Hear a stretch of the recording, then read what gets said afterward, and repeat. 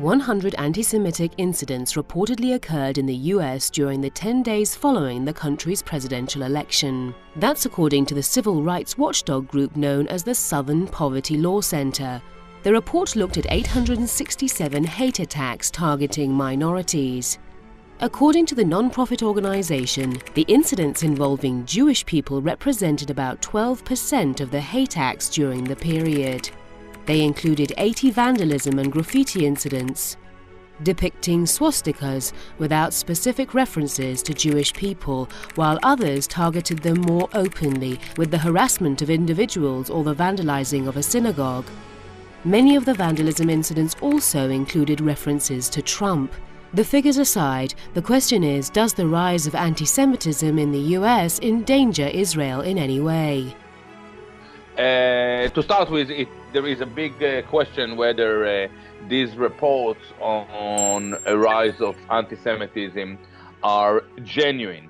Now, assuming that they are genuine, they definitely do not endanger Israel. If anything, they support the Zionist apparatus. It means that more American Jews will consider the option to immigrate to Palestine.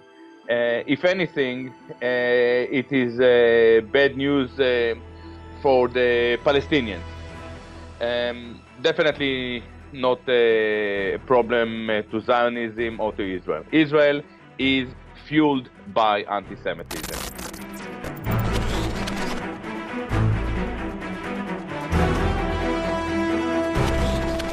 Israel has remained largely silent on the alleged increase in attacks on Jewish people in western parts of the US.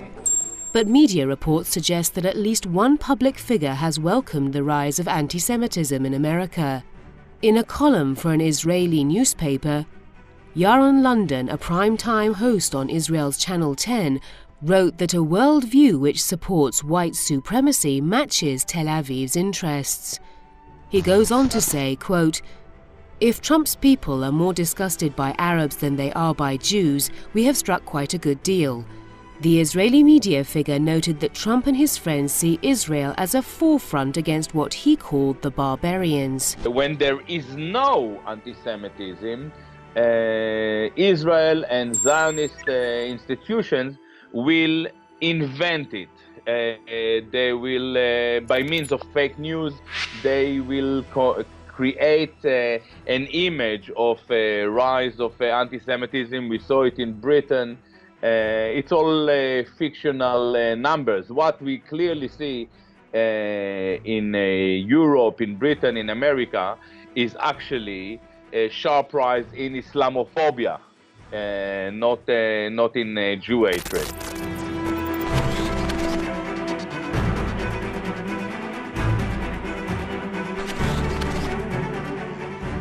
The silence among Israeli officials would come as no surprise to many, as they believe Israelis know how to make the most of the anti-Semitism which every now and then is touched upon by media outlets and figures linked to Israel.